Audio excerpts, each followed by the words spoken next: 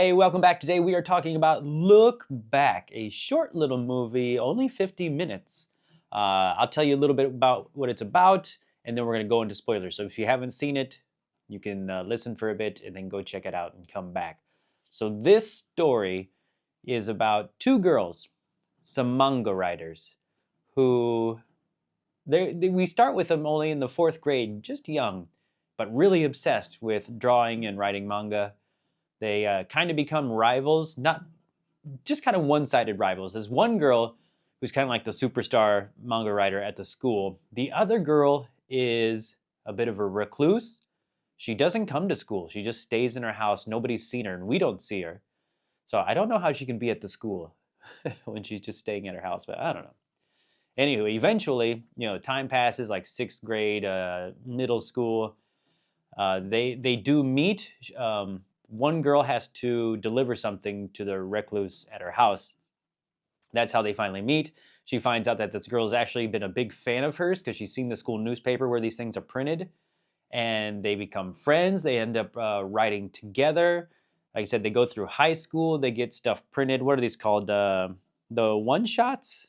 Oh, where did it go? I'm not a big manga person, so I don't know. Oh yeah, the one shots. They get some of those made, and then when it's time to like either continue doing it together, they got to decide: stick together, go to college. What are they going to do? So that's the story in a nutshell.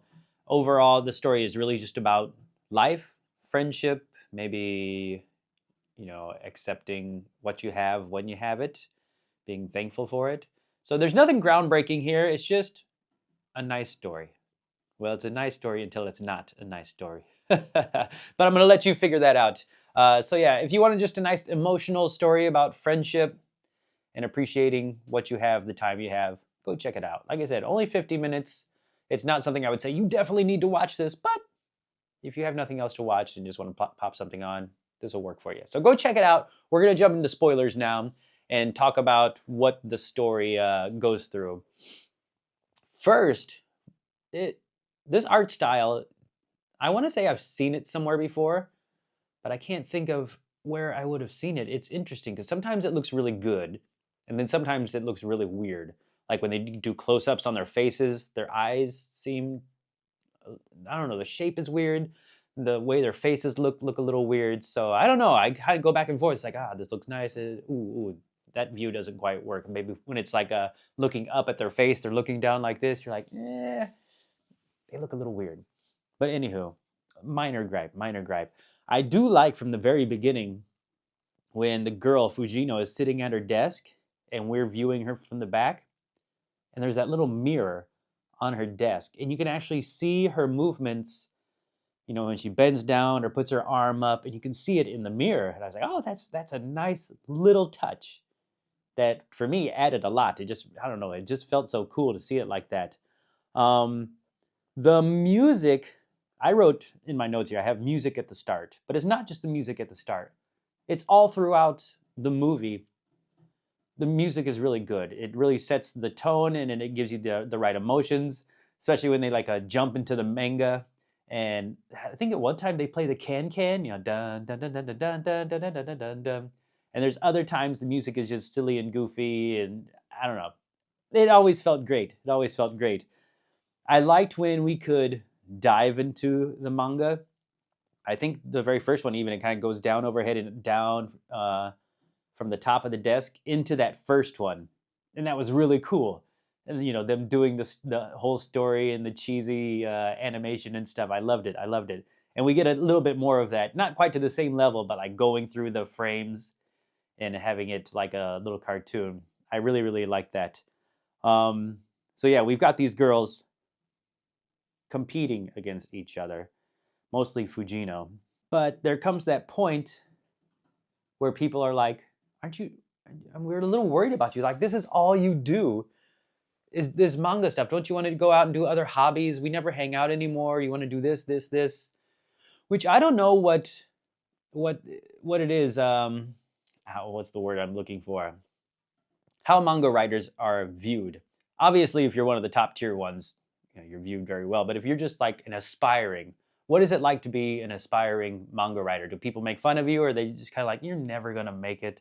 Is it like, in the West, maybe he's like, oh, I want to be an artist and just drawing, drawing, drawing. He's like, what are you going to be an artist for? What do artists do? That's the feeling the show gives you. But I don't know how it's really like in Japan. If you know more about that, please do let me know. So she kind of breaks out of that, gets into the hobbies, does the karate, and goes out for ice cream until that one day she has to deliver, is it the diploma? She has to deliver it to Kiyomoto's house. She goes in there, writes the little manga strip, falls under the door, and that's when she comes busting out of the house, and we meet.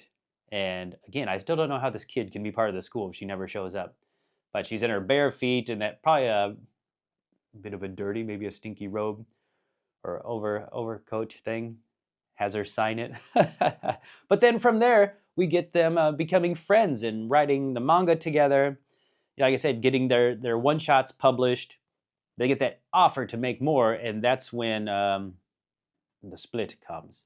And even before that, we get their friendship building. They're running around holding hands, and she says, thank you for getting me out of the house.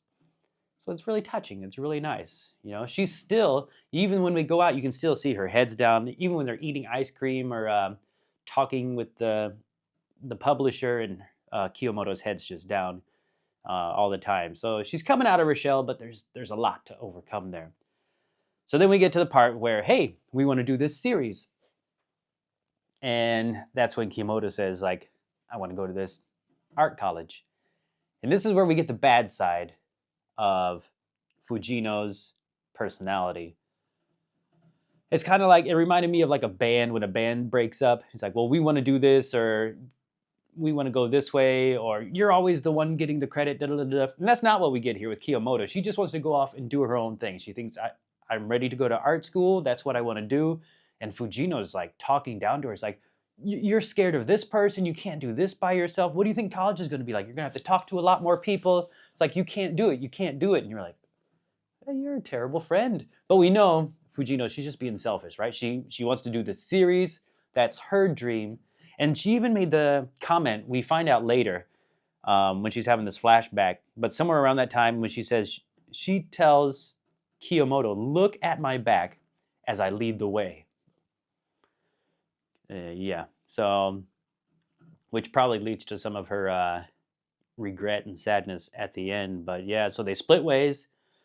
Kiyomoto goes to art school. Fujino becomes the manga writer, illustrator. Then we find out the madman at the school. She picks up the phone, which I don't know how big this school was. I mean, it looked big, but how many students were actually there? It said, what, three people were injured or killed? Like, what are the chances it's going to be her? But of course, she calls her, no answer. Find out the bad news. Now, I got a little worried when Fujino went back to Kiyomoto's house, and she thinks about that strip she wrote where it ended, come out of the house, and then the skeleton. And of course, she feels bad. She's like, man, I cursed her. I wrote her fate. And so, she tears it all up, and then it slips under, and it is daytime, and Kiyomoto sees just the one piece that says, don't come out. And then we go through this whole thing of them not meeting.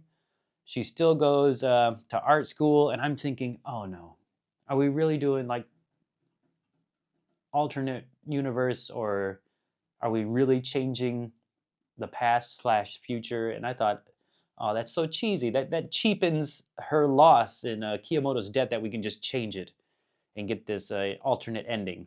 Because it goes for a while. We actually see the dude with the pickaxe, and then Fujino comes in there with her karate kick and saves the day. And I'm still thinking, it's like, oh man, you put us all through that just to have it end up okay. But no, she doesn't change history.